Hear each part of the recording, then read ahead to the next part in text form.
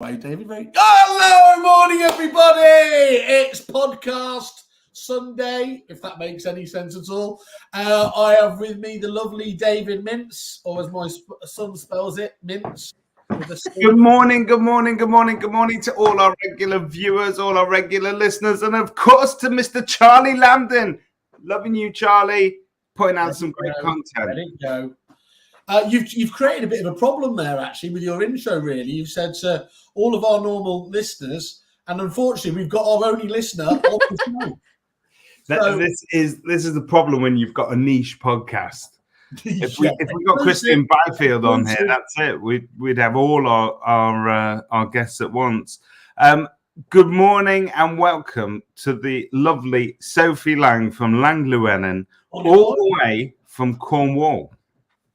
Very much so, yeah. Very much. A long way from all of you, always. Don't say it like that. Are you Cornish born and bred? Or are you an import? Look, this is difficult. You're gonna out me now. I am not actually born in Cornwall, but I am Southwest. I'm from Somerset, but I moved here when I was very little.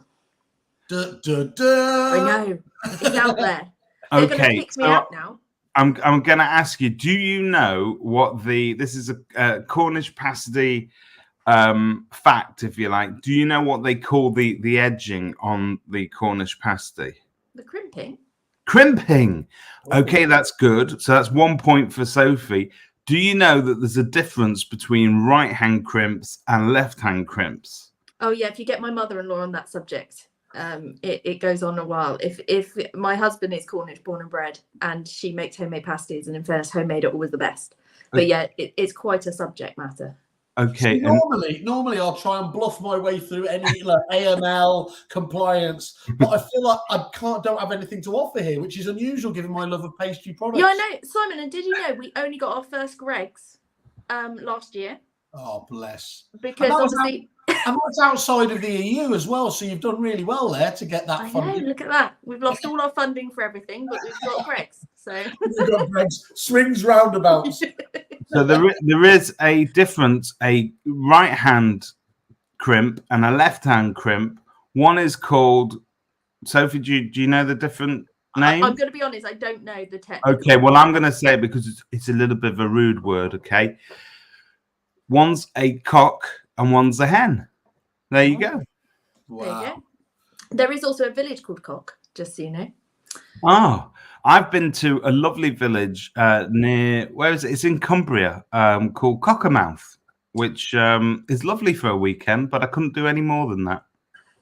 And that concludes that's all we've got time for this week. Thank you.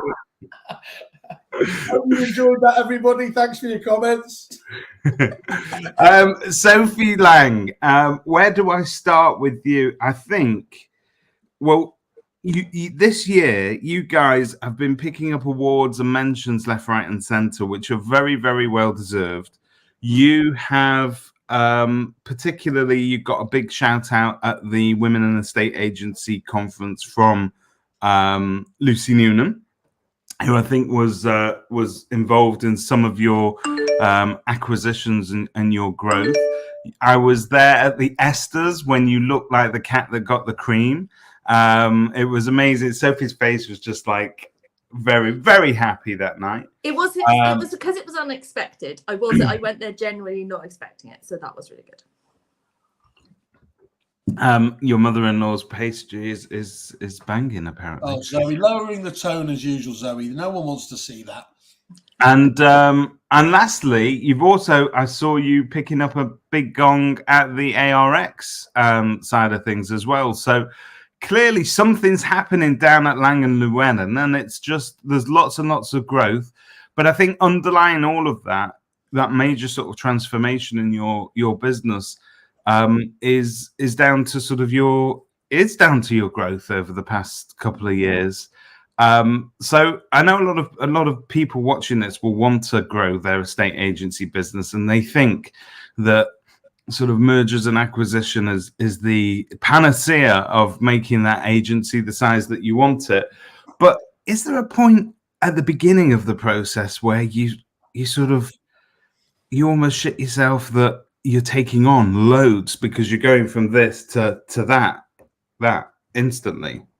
Yeah, Rhiannon and I, we decided when we went into business together, because basically the start of it came up on my time hop that it was 2 years ago that I messaged Lucy, didn't know Lucy, on LinkedIn, asking her advice of if I wanted to do a management buyout, how could I go about it?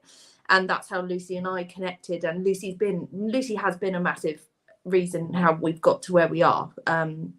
She was just starting Atomic at the time, so it's kind of the businesses have grown kind of in part. But we took over a business we'd worked for. So I started the letting agency as a 24-year-old for estate agents who wanted a lettings department.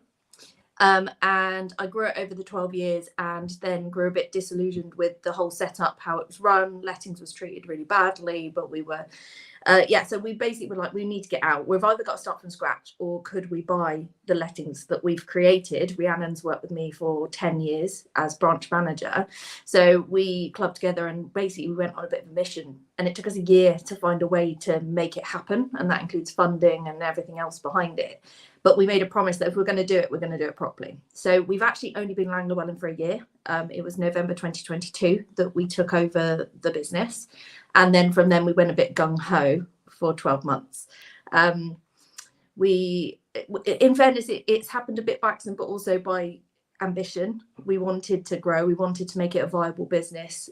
We tried for so many years with the old owners to do other things other than just having commission, different revenue streams, how to make it profitable. It's very frustrating. I've seen it. I've been in industry. I started as a little part-time admin neg about 18 years ago, and I've seen it go from, we were charging 14%. There was 2 other agents in our town probably, and we used to hand over a tenancy agreement and a gas set, and that was it. And obviously in that time it's just growing massively, but our fees have gone down because other agents are coming in. We've got more competition. There's landlords doing it themselves. And so from the lettings perspective, like, I just was frustrated that we were becoming less and less profitable. I know Sally Lawson talks about it a lot. And this is before we joined ARX as a mentorship program. The average profit for a letting agency is 11%, which, you can't really, it's not Can't buy many pasties with that, right? No, exactly. And me and Ree come from really humble backgrounds. We come from single parents who worked hard, like, not to play, let's get my little violin out a minute, but we wanted something different, and we wanted to create something different. So we felt you can do natural growth, but it does take you a long time, and it's a hard slog with marketing and trying to get the right kind of tone and everything you want to do. So we basically threw ourselves into acquisitions and felt this was a way to get a really springboard leap to create the business we want it to be. So we've done, if you include ourselves, we've done 5 in 12 months. Wow. Which is a lot. Yeah. But we had a good foundation to do it. And we've doing that, and then putting other things in place, doing the Agent Rainmaker program. We were Agent Rainmaker of the Year last year, which was very exciting. But we've increased our turnover by 151 point something% in 12 months. Okay. That is why you just plucked that out of the air. 151% point. Yeah. Yeah, it's something like fancy. Something like that. Yeah, around that area. She doesn't know it exactly to the penny, guys. Okay, just forgive her, but she can do fractions. I love a spreadsheet. I'm sorry, I can't help it. Sophie, I always say, if anyone looked, we'll talk about suppliers later, but I said if genuinely we did suppliers of the year, Excel would win year in, year out. It's just a bit depressing. So from an estate agent's point of view, listening to all of that, I'd say, yeah, okay, bring me 5 different sort of acquisitions. And I would worry that my team were not ready to sort of onboard, because let's face it, you inherit a lot of other people's dirty habits, don't you? When you take over those files, you find out what's in them, what's not in them, how they've done things. And inevitably, you need super robust systems and processes in place in order to make sure that it runs smoothly. I mean, is that something that you've built along the way, or were you prepared in advance? We had a good setup, like, not blowing smoke up us, but we had a good setup. We had a good foundation. We had a really good team. We were good at what we did and we enjoyed it. So we kind of started from that, and we've grown and we've had to catch up a bit with processes, as in, because having an agency with, I think when we started we had 350 units, starting to go up to 1,000 in 12 months is a different kettle of fish. It's you've got to have bigger, better systems, and we have had to catch up along the time, but I think networking and knowing the people we do in the industry has been like invaluable about scaling.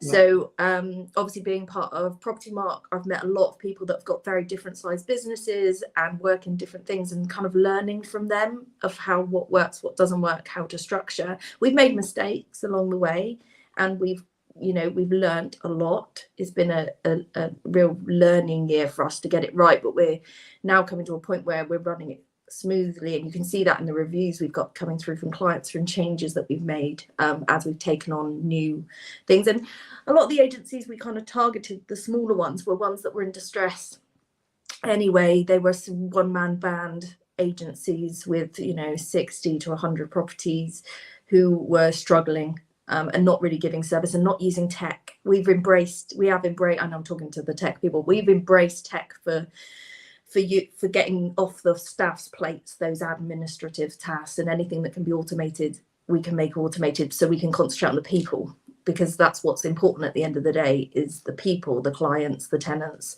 kind of keeping them reassured that it's all going to be okay and they're still being looked after. So we've embraced tech in the last year. And without wanting to make tech the absolute hero of the show, but is it fair to say that without the tech, you just wouldn't have been able to keep up pace as Absolutely not. There's some agents, we bought two smaller ones who were running portfolios off Excel spreadsheets, and I know we've talked about Excel being great, but you can't run a portfolio on an Excel spreadsheet. How they were keeping things together, and that's when you find the due diligence. Oh yeah, watch me. This is where you find the due diligence issues. Due diligence has been a massive learning curve to go through and go poking around without trying to offend, but at the same time you kind of have to. Tech, we wouldn't have been able to scale up without tech. Otherwise we'd wouldn't have the turnover. Well, we'd have the turnover increase, but the costs would increase in just staff alone. You'd need at least double the staff you've got if you didn't have tech in place. You're talking due diligence and attention to detail, so this is where I jump in. Mr. Compliance and attention to detail. That's really interesting about the size of the portfolios there. What was the largest ones you bought as a matter of interest? 60, 70 being the lower end? 67 was lower. The biggest we did was 350. Okay, cool. And did you get an immediate economies of scale because you did have those procedures in place, or how long does it take time to fully bed in those new rent rolls into the business and get those economies of scale? I mean, due to the tech we use PayProp for payments and things like that. So they were really helpful in getting everyone onboarded. And a lot of landlords actually really loved the fact the payment systems, because it used to be done by June in a back office who used to sit there and do backs payments on a only 2 times a month basis. So that actually helped landlord confidence. But yeah, the support we've had from the tech onboarding, it has depended on the smaller portfolios. We've done it ourselves. On the bigger ones, we've got tech to come in and help us get them onboarded and onto the systems. But it's been a bit of a process. Obviously, the bigger ones take longer to bed in because you need to meet those clients, reassure those clients. Yeah. The smaller ones slot in a bit easier because the processes we've got are generally better than what they had before.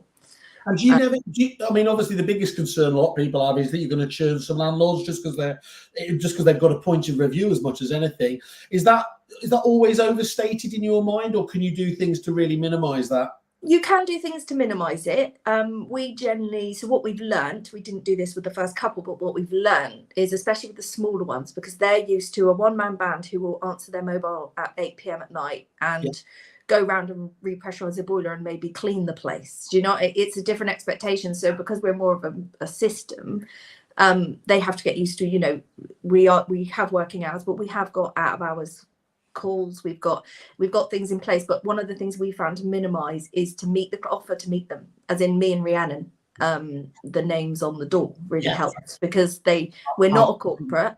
The only other, not saying corporates are bad, but for Cornish, I'm sure it's the same in other rural areas, but for Cornwall, a big worry was that it was a kind of, as they perceive it, a faceless corporate. Corporates are not bad, it's just they're perceived that way by the public sometimes. So to take on, we're local, we're here, we're human beings, we'll meet you. We took some vendors, especially ones with large portfolios, we took them out for coffee. In fact, we met anyone for coffee who wanted to chat. To appease them. So we've learned there is natural drop off. Yep.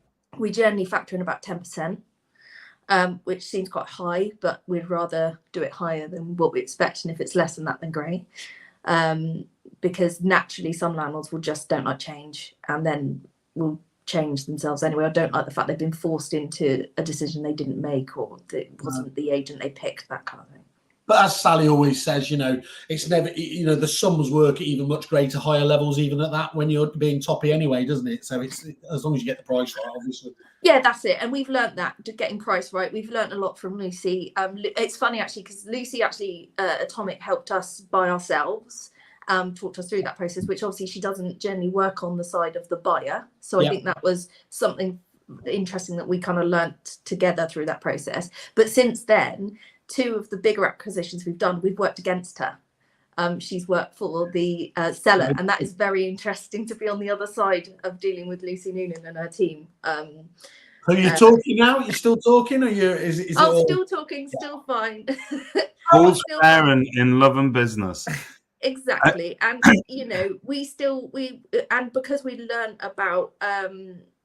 because we've learned about dealing with acquisitions and how to price them from kind of buying ourselves, we were kind of using our own techniques against the Atomic team as well, which was always interesting about getting the price down, due diligence and things like that. But we're quite proud of ourselves. We've done the last few without support, as in we've done them on our own.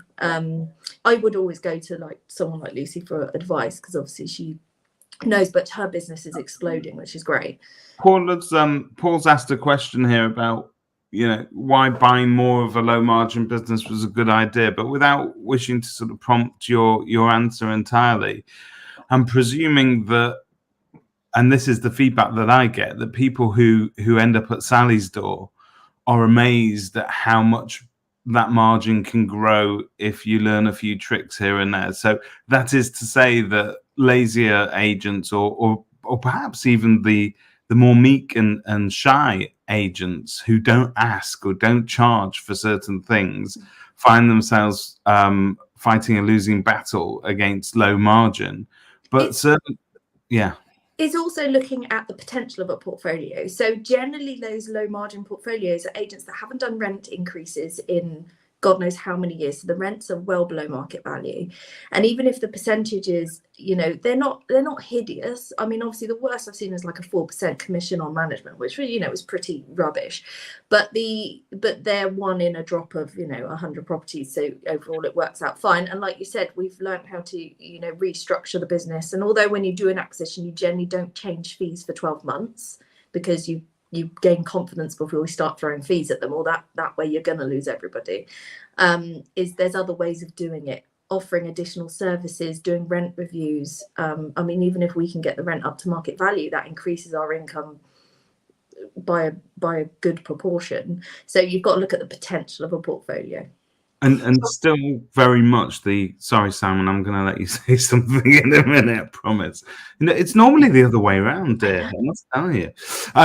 But the value of an agency's business by today's standards, the value of that estate agency business is all locked in the lettings. Like the sales side of things very much seem to just be vanity. It's value that you can't really quantify or pass on properly. It's a pipeline that may never come to fruition, but the lettings is that bread and butter.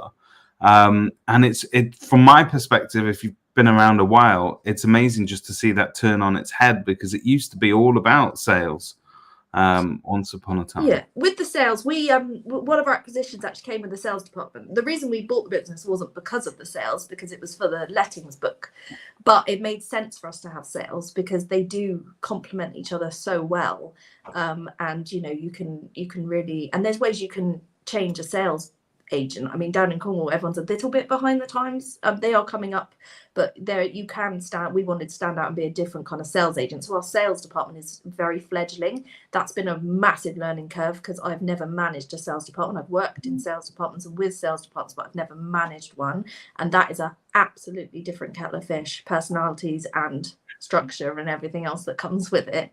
But there is, when you're looking at valuing a sales portfolio, you're basically buying goodwill or the brand. So if the brand is strong, then they can ask a bit more because they've got a reputation that you're buying. But a lot of the time you are buying a pipeline, which isn't guaranteed. So it is when you walk into one and you put a value on the sales department, because when we bought the one which had sales, we had to value the two different parts of the business very differently. And it's seeing the owner's face drop as it doesn't, it's not as much as they expect it to be, because obviously we have to value it very differently. But as of yet, we haven't done a sole sales only. We have been offered a couple of portfolios that are sales only, but the figures just haven't stacked up for us. But it is interesting. Well, anyone who wants to put in, thinking of selling their business, please direct Sophie directly, and with the kerfuffle clip of 25%. Finder's fee. Yeah. So thank you, David. I will have my word now. I knew you were going to be like this after last week with Harry. I don't think I didn't watch every moment of that entire bitterness. Mr. I'm sorry, I can't make it, but spent the entire episode heckling us from the comments section. I was shouting at everybody on the train. Have you seen that? I've seen what chemistry they've got together. This is outrageous. Anyway, and also she had much better hair than me, which is the complete. Harry does have amazing hair. It's amazing hair. And that's what I bring to the table. Yours is looking stonking, by the way. So there you go. I want you to just go just in terms of obviously all that magnificent experience you've got now, though, in terms of people that are looking to go down that acquisition route, which they are genuinely obviously quite often scared of where to start. And that's where Lucy obviously is the person to go to. But what did you think you did well in that period, in those acquisitions that you would be a useful bit of advice? And of course, the flip side of that is, what was the big no-nos that you've learned not to do now? So positives we did, which we did a lot, is nurture the seller, because they are selling their baby. And I know how I feel about our business, and I would, if I needed to sell, because a lot of the sellers, to be fair, have been retirement or just wanting to get out because it's getting too tough and they're just not up for the challenge of the markets changing. So it's nurturing the seller. So most of the sellers we've met for coffee multiple times, just to reassure them that we're not here to buy it and strip it for parts. We actually care about the clients, and we want to bring them on board and create a thing. So nurturing the seller, you have to understand where they're coming from. This is very daunting for a seller to sell the portfolio, and the most we've met aren't just out there to get the money. They care about what they're selling because they built it. And then the pitfalls, so we've been caught out. Due diligence is a massive one. I mean, I'm a spreadsheet girl, I'm a due diligence girl. Like, I like to make sure I'm very risk averse. If anyone's met my business partner Rhiannon, we are polar opposites, yin and yang, which works quite well. She's the gung-ho, I'm the one, a minute, I'll just take a look. Like, that's where we went wrong, Sophie. Me and David are exactly the same. We're exactly the same, and that's where our doom started. I have a cavalier attitude to assessing risk, and Simon doesn't call it risk; he calls it sabotage. I call it flavour country. Well, it keeps you on your toes, I'm sure. But so the due diligence side, you've got to be hot on the due diligence, because it depends how you purchase obviously a portfolio, because you can do it as an asset purchase, which you're just buying the book, which is less risk, and then you've got shareholder purchase, and we've done both, where you're buying the company, so you get all that risk. So it's just being very careful about how you do it, because most sellers will want to do it as a shareholder purchase because it's better tax wise for them, and obviously they just want to get it off their plate, whilst most buyers will want to buy it as an asset because of the, again, tax and the risk involved. So it's being really it's being really careful to do your due diligence and make sure you're doing it well. We actually brought in outside companies for the bigger portfolios just to make me more comfortable with the due diligence we were doing, but the smaller ones we've done ourselves. So a bit of a sanity check just in terms of making sure that what you're looking at. And how long do these deals take, Sophie? I mean, just give us a flavour. Do the bigger ones take longer, or does it sometimes not work out like that? The big ones take longer because obviously it's due diligence, it's going through hashing out the heads of terms and then hashing out the buying the actual contract. So depending on if you do asset purchase is usually quicker than a shareholder purchase.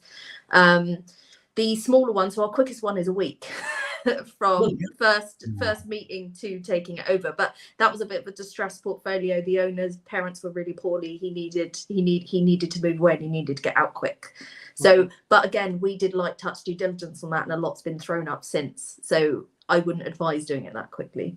But yeah, you can do it. You can do it quite quickly as long as you're both motivated. It's generally, again, it's exactly like buying a house. It's how quickly all the moving parts do it. The solicitors, if you're using solicitors for bigger portfolios, it just is how quick the moving parts can move. I caught up with Lucy this week, funny enough, and we were talking about it, and she was saying one of the biggest challenges from her point of view has been that solicitors, ironically, in exactly the same way as in agency, so, they've been slowing it down in terms of the merger and acquisition as well. We found, so one of the things we do, so we meet the sellers generally before, have a cup of coffee, we always advise them to use out-of-county solicitors, which sounds really awful, but we found when you use London or city solicitors, they work night and day and they work quicker. If you use a local Cornish solicitor, they finish at 4. They're very sleepy. Like, it's very, I know I'm ringing the stereotype bell, but as experiencing it, and they're also not experts. There's no acquisition experts in Cornwall. So we would say go to a solicitor that knows an acquisition, because they can fire through it a lot quicker than a solicitor that's learning on the job. That's sound advice. Christian's asking, when you're buying so regularly, how do you embed or foster culture successfully? So I take it that there's 2 types of culture here. One is the one within your actual ranks and your office, as it were. But there's also going to be sort of with the tenants as well. So there's got to be, the tenants are now going to be receiving a different level of customer service, a different level of customer care, and a whole different culture and attitude as to how they're treated. I imagine, knowing you as I do, that you treat them pretty well and that they are now absolutely overjoyed to be receiving such a high level of service. But it can be a culture shock going from 0 to hero overnight. And also, what about those staff members that you end up inheriting? Does that upset the mix? So going with the clients, so landlords and tenants, it's communication. There cannot be too much communication during a process like this, because it is unsettling. It can be worrying time, especially when they're receiving. What you don't want is a tenant to receive a letter saying, "Hi, we're your new agent. This is the new bank details. Change your standing order." That's just going to frighten everybody and just not create the right tone from the start. So we do communication. It's soft intro, generally with the seller first, to say, "Hi, introductions. This is the new people. If you've got any concerns, this is how you can book an appointment to speak to anyone." An introduction to the team, and a bit of history about us and what we do. And we have our team photos on everything, our signatures, our website, so they can get to know the individuals, to know they're not speaking to faceless people. And kind of embed it that way. And you have to do that from the start. And it is about communication. You just got to keep communicating, and make sure that you're open with your communication and honest as well about changes and how quickly changes are going to happen. So we obviously, with a lot of the portfolios, because we're on paper, we kind of want to get on them quite quickly because it's easier for us than going back to a manual way of doing payments. So we will say, "Look, this is the benefits to you, this is what we'll do." So we move that quickly, but we'll give them an expectation of timescales of when we'll want things done. But obviously always keep your lines of communication open for any chats if there's any concerns about anything. And that's worked quite well. We've not had, doing it this way, we've not had a lot of negative feedback from clients, or whether that be tenants or landlords, which is great. Culture. Yeah, sorry. I was just going to say, I guess as well, one of the other side benefits, you being seen to do quite a few deals as well, makes other companies that are thinking about it probably come to you direct, or they're going to be much more receptive. Is that so? We found this now. So we touted to start with. We sent out letters, just if you fancy a coffee, we're here. Like, just meet up. No, just have a chat. How's life in your agency world? That kind of thing. But yeah, the last two have approached us directly. Brilliant. Because Tom Panos talked about becoming the attraction agent, and that's exactly what you're doing, but from a slightly different niche, isn't it? Just in terms of actually acquiring those businesses. Think as well, there's not many agents acquiring in our area. There's only, and we're the only independent that I know of that are acquiring.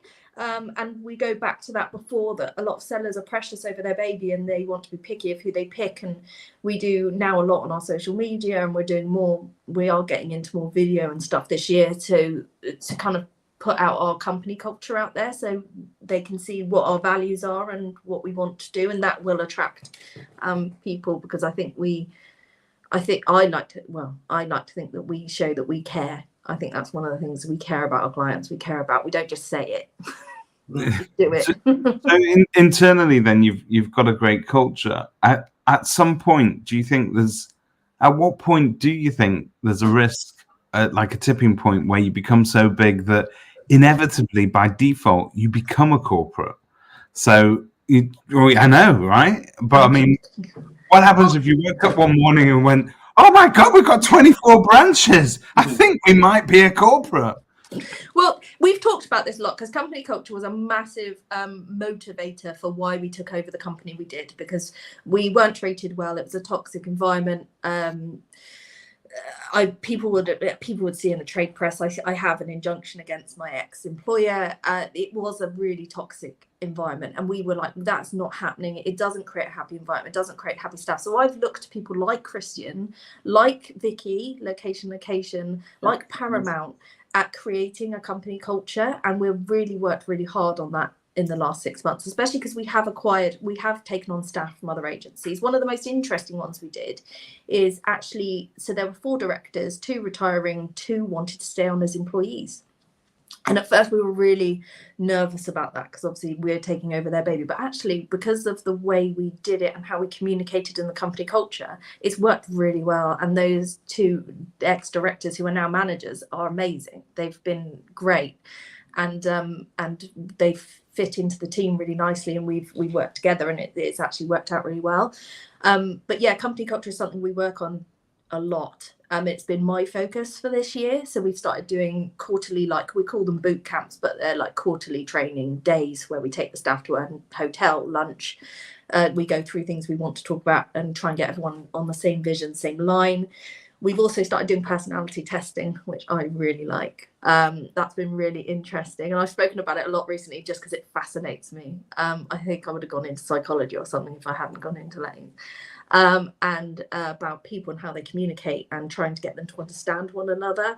But other things like, mental health is a massive thing. Our industry is extremely stressful. We can't take the stress away. It is what it is. But I feel employers can do more to support staff in this time and age. There's no reason why you shouldn't be supporting staff when they're going through hard times. So we've set up a link with a local wellness centre who offers anything from counselling to Reiki to acupuncture to all sorts of stuff, and we will support staff with that, and we're actually looking at the moment into getting private healthcare included in that as well, because the healthcare system in Cornwall is shockingly scary. And just it's things like that if you've got staff that are supported, feel they can come to you, feel like you care about what they want to achieve. And I think staff coming into us have found that quite shocking, because that's not something they've experienced before. And that's even people who run a business, they've never thought about doing it before. And we're trying to create an environment. But like you said, as we get bigger, I mean, I think our vision for getting bigger is that we wouldn't bring it under the same brand. It depends how far we go. Cornwall is very rural. So even to our closest town, although it looks quite close on the map because of our road system, it takes about an hour. So if we were to go outside of this bit, I think we'd end up opening like satellite branches and things like that. So we could try and create that culture in each branch. But I do think that will be a challenge we face in the future if we continue to grow. It feels like I'm not doing enough, David. Our weekly trips to Wetherspoons. Simon, I've seen more culture in a pot of yogurt than I've seen at Kerfuffle. Let's put it that way. But nice idea about the private healthcare. I think I could check into a wellness centre for a couple of weeks just for a bit of sleep. It doesn't cost as much as employers are like, oh my God, it must cost. It really doesn't cost as much. I think one of the quotes we got back was like £15 per staff member per month for private healthcare. To me, that's like, that's nothing to make your staff feel that they've been supported and that they've got access to things. I was talking to someone, Sophie, the other day who said they were talking about, originally they were talking about how guilty they used to be going just for a simple walk and everything else and extending it over. And actually what they said was, look, I might be out of there longer than just being sat at my desk, but I can guarantee that the quality of my work for both me and the business is far better. So that's really all that you're talking about. 15 quid gets you any level of higher level of performance or degradation in terms of people burning out. It's got to be the best money you've spent, hasn't it, really? Exactly. And it's really simple, but it is happy staff leads to happy clients. It starts with your people in the office. They're the ones meeting clients every day. If they're miserable or suffering, then that's going to it's going to eke out into clients and customer service and the job that we do. So yeah, it's just that was quite an easy one for me to want to implement. And Rhiannon and I were quite passionate about it. To try and create that, and this year we're really able to push that forward and do more. Great. Can I just ask you a question then, just as we were talking before? You've mentioned a few of them, obviously, some fantastic names there. Who are the people that kind of most influence you at the moment in the industry? I mean, I tell you what, since opening my world up, so take me pre-2018, I was in a bubble in Cornwall, didn't leave Cornwall, ran a little agency down here for other people, and I didn't really leave. I joined Property Mark, I started attending events, getting out. And my mind's been blown with the amount of people I've met. I mean, there's so many great people in our industry, so many amazing people for different things. I mean, if I'm looking at people running businesses and pushing the boundaries, you've got to look at people like Verona Frankish. You've got to look at people like those big agencies like Money Punny, like they just blow my mind. Heather Street, you've got all these people like, and I know they're women, which obviously I probably resonate more with because I'm a woman. But they're just doing amazing things with it, but keeping the company culture and keeping the core values that you have as a small agent in a bigger setting. And then you've got like more looking at running a business and growing team culture. So that would be people like Vicky at Location. That would be Christian. Those people. Then I've got people that I've met through Property Mark. So you've got Megan 18, you've got Toby, Harry, Katie Fitzgerald, Natalie Barton, who works for Property Mark now. You're just reading off all the people they call themselves the Spice Girls. You're Cornish Spice, aren't you? Apparently so. So basically, what you've just announced there is the next 7 weeks on the podcast. They're really great people, but they bring such great, like they're the people to go to for advice, and it's just really good. Then obviously day to day, my inspiration is Rhiannon Llewellyn, who is my business partner, because that woman, I mean, not many people know Rhiannon very well, but she broke her back 8 years ago under a horse riding accident. She was told she wouldn't be able to walk or work for 12 months. She was back in the office by 4 months. This woman is an absolute powerhouse in motivation and she pushes me forward every day. I know I'm not a risk taker, but she's pushed me, and if she didn't push me, we wouldn't be where we are. So yeah, it's there's a range levels of inspiration depending on what aspect of my life, but our industry is an amazing place, and I think that is kind of underlooked sometime about the amazing people that make it up. Yeah. Trying to create division wherever we can. Where obviously you must agree because you've got a fantastic business, but where are the common clash points for you and Rhiannon? What is it that you two just know not to start talking about? Or right, in the office, the staff in the office call us the mums because we sit and we do bicker we may as well. We've been mistaken as a couple on more than one occasion.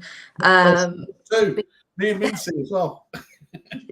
We get, we bicker about all sorts and we don't agree on everything. I mean, most of our clash points come with my sensible side versus her her gung-ho side is the apprehension of, oh, do we think we're ready to do that? Do we really want to do that now? Should we wait? And then she generally wins because she is right, and a lot of the time, don't tell her, she will. She's a stubborn soul. I'm more of the accommodator.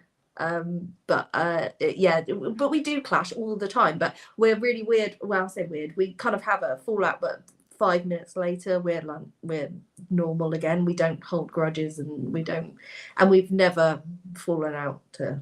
Well, now for a quick surprise, Sophie, we're bringing Rhiannon on to talk about all of your all my flaws. It's a reverse takeover.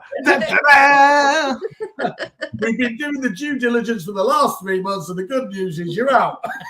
To be fair, it always surprised me. Rhiannon's a fiery Welsh, as you can tell by the name. She's a fiery Welsh dragon, is Rhiannon. She will. She lets me know if she's not happy about something. It's good that you have to be like that, don't you? And from the supplier side, the flip side, people and the partners there, as you said to me earlier off camera, it's like I said, if you don't mind, obviously, if you ask the question, and you've never been forward or backwards about being forwards about the suppliers who do deliver, and of course those that don't. What just before you mention a couple of those, what do you see? You've mentioned obviously PayProp, and that seems like a key partner for the business. Where do you see the position of those suppliers in your business, or should be in any good estate agency lettings business? Well, like I said, like tech, you've got to embrace tech. There is a lot out there now, so it's difficult to kind of. I mean, we were trying to get a new CRM for the sales department, and I must have demoed about. And I know I spoke to you guys, and I was like, I can't see the woods through the trees. What do I need to be doing? But there's so many key ones, and it is finding the tech that solves the issue you're looking to solve. There isn't one bit of tech that's a magic thing that's going to fly in, and even if they say they do, they're not going to tick all the boxes. So it's about compromise. So when we were picking a CRM for our lettings department, we decided before what our key things were. These are our non-negotiables. These are our likes, and then these are things we don't overly care about. And we came to one solution. We went with SME Professional. And that was mostly, and it was because it hit the collaboration and the integration with the other bits of kit that we love. So we love Fixflow, we love PayProp, and PayProp and SME are about to integrate. So we're waiting on that. But so but then there's been other bits of tech we've used and we've dropped quite quickly because it's not really solved an issue. We're trialing a few at the moment on inquiries and things like that. So we do student properties down where we are. We've got 1,500 rooms that we look after in Falmouth, Penryn.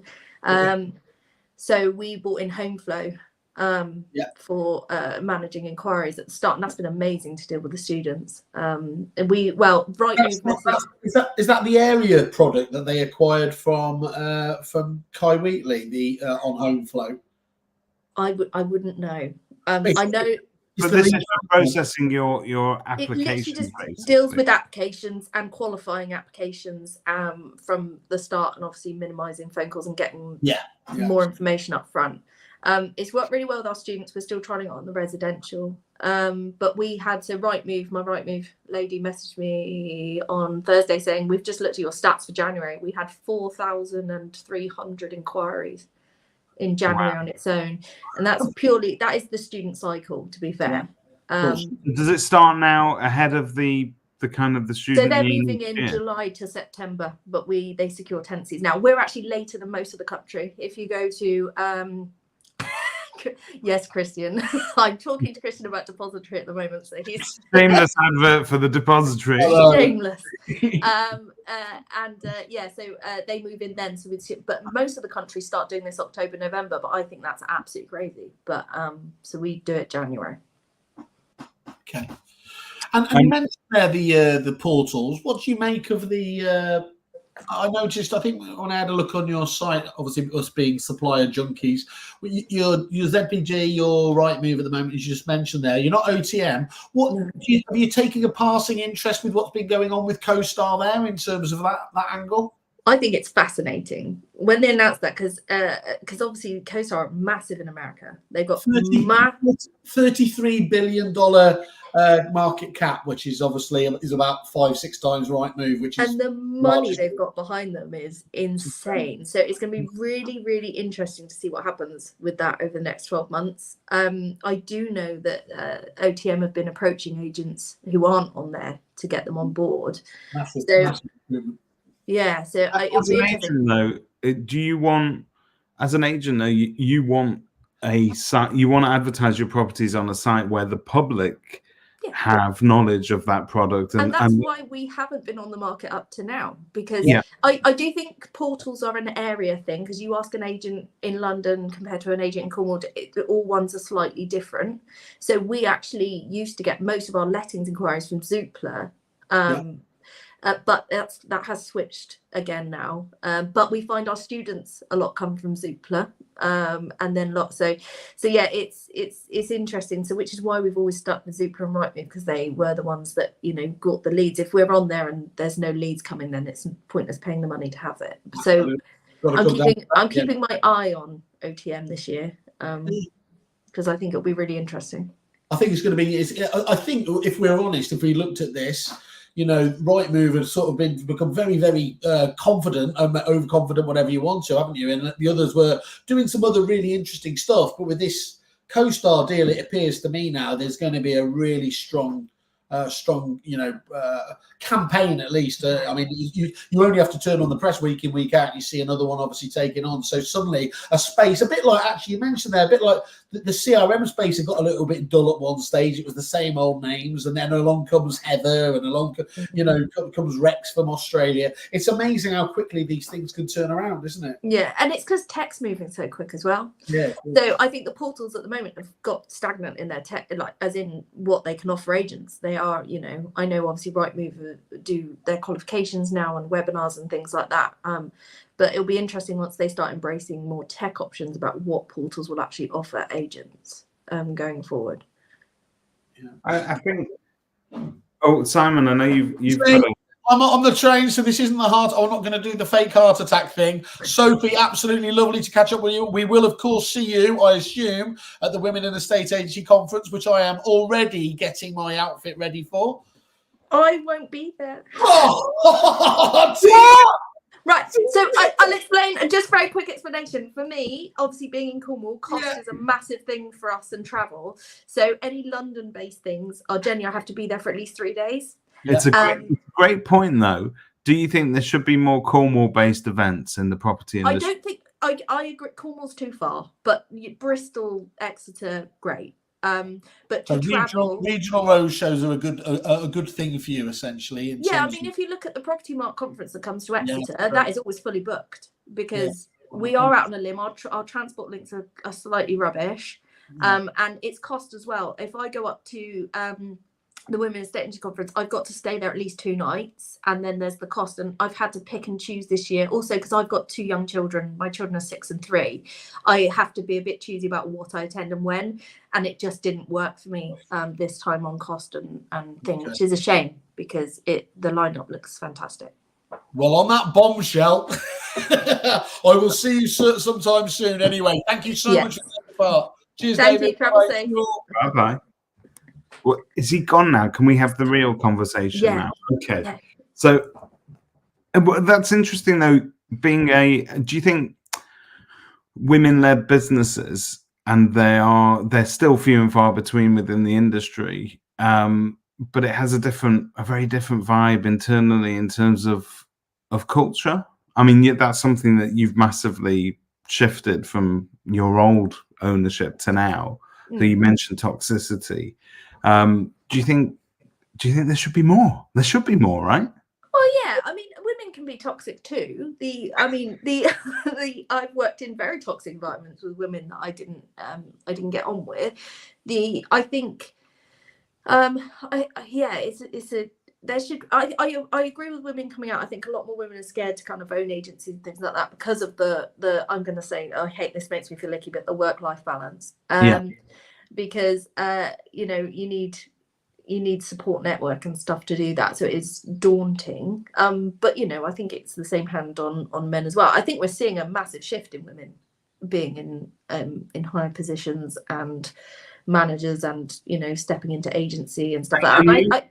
And younger women, age is a factor as well, because we traditionally only saw sort of like older women who have worked through the ranks and have had years of experience to compete with men, often very sort of much younger ages, who were able to sort of get ahead more quickly for all the reasons that we all know. But that's shifting now. You're seeing that the people are that work-life balance is never going to be perfect. But you did a post on that this week, I think, which you can't. Something always suffers, doesn't it? It's never. You can't.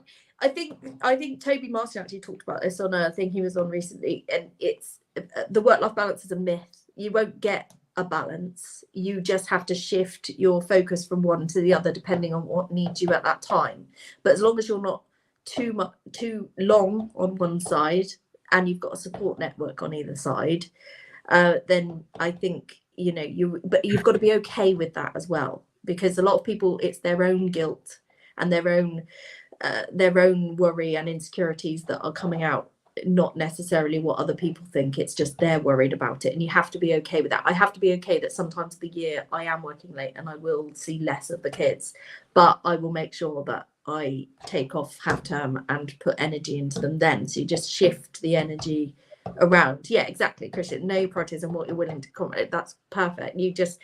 And you have to be okay with it. You have to be comfortable with your decision. It doesn't matter what anybody else thinks.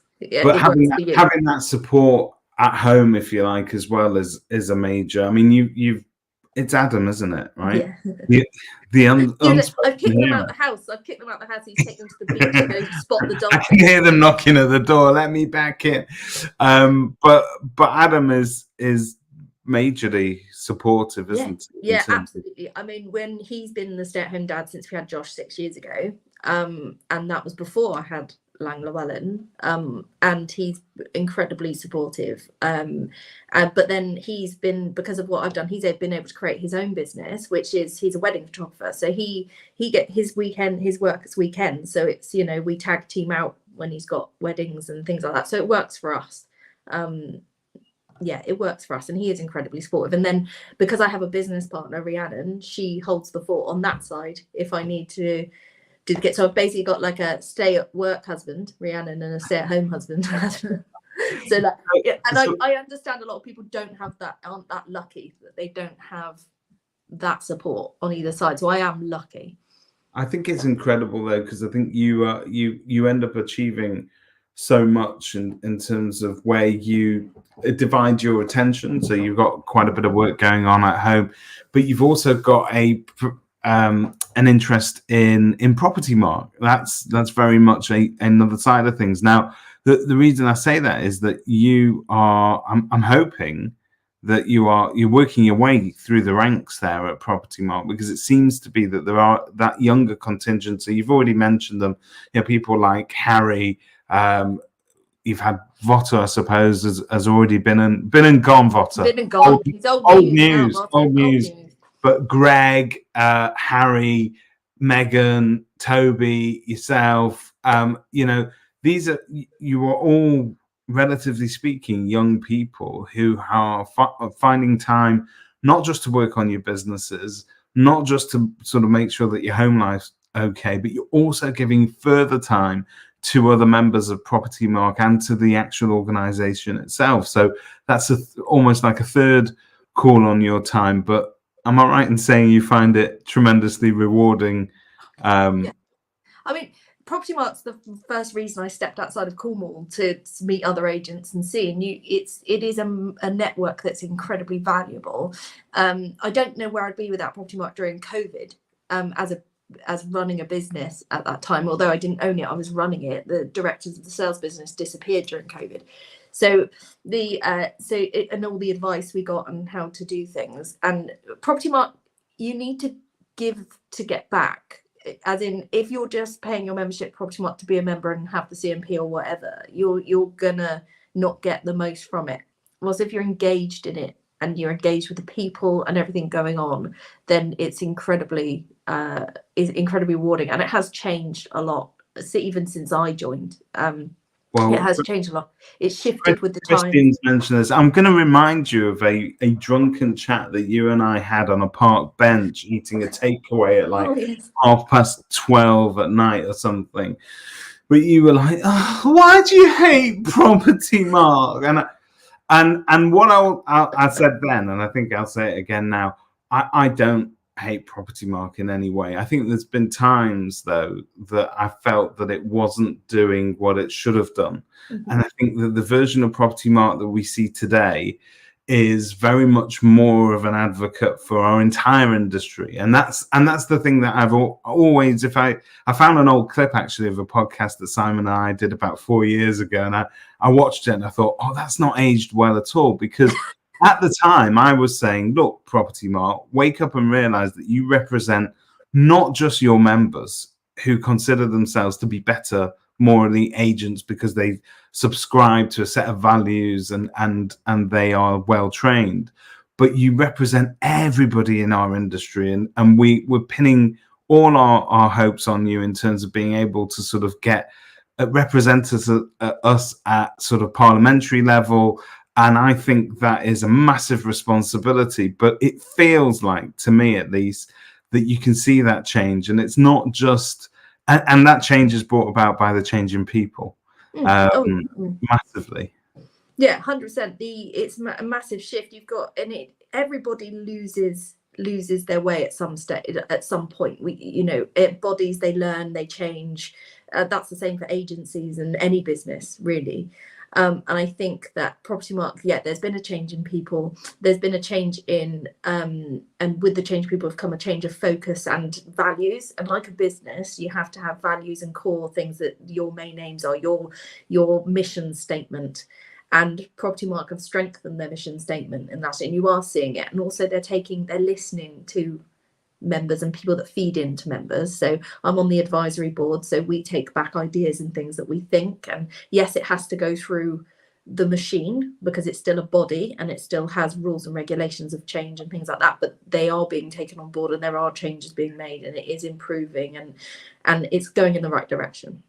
I don't hate you guys. They're just going to hold you to a higher standard because you hold yourselves to a higher standard, and you're doing amazingly with it. And I think it's just, I look at some of the initiatives that you're doing, but also the conversations that are coming out. And I think that, it's interesting. It's interesting to sort of see it change and evolve. And it was really interesting. I said this last week when I was speaking to Harry, but it's interesting seeing you guys let your hair down as well. I'm very much looking forward to the boat.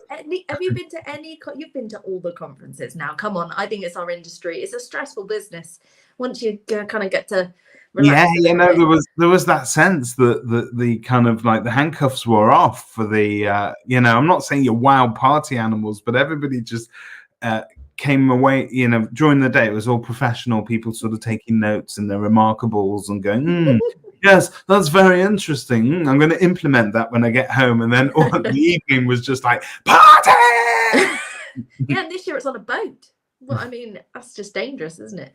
It should be. I'm really looking forward to PM Point this year. I think a lot of feedback was taken on from last year's event, and there's some really interesting. The speakers lined up, the breakout rooms are really good ideas and really good spaces, and there's some really good. There's going to be some really good speakers that people can relate to, and I think that this year's will be a really interesting conference. I'm looking forward to it.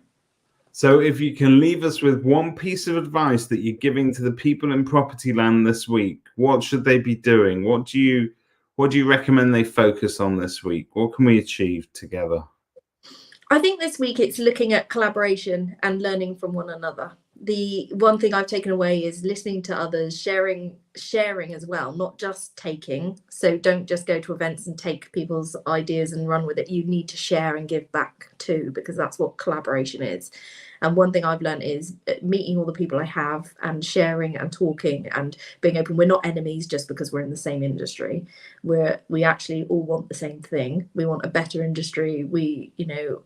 And and to collaborate more and just be more open with everyone, because there is so many good people in our industry, and we need to get into those gangs.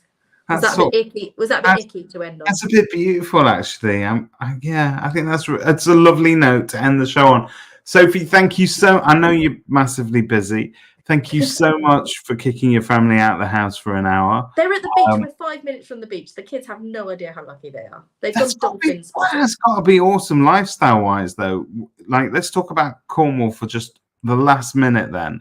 Living there, I know it might not be the Spanish or the French Riviera all year round, but it's quite a touristy hotspot, isn't it? People do seek it out. It's got outstanding natural beauty over there. Does that add to that must be part of the appeal of living there? Yeah, absolutely. I mean, there's trade-offs, don't get me wrong. I mean, our kids have just walked to the beach and there's actual dolphins in the bay today. Wow. So they've gone dolphin spotting. I mean, kids who live in cities and things like that don't get that. But then on the other hand, we don't have a lot of stuff at our fingertips. There's no Pret in Cornwall, just to take but even transport links, and our internet is pretty crap. Our NHS is pretty dire. We've got one hospital for the whole of Cornwall, which is currently under massive pressure. There's trade-offs for it, but we are very lucky to live where we live. Well, on that beautiful note, thank you very much for sharing your time with us, and have a great week, everybody. Thank you. Bye.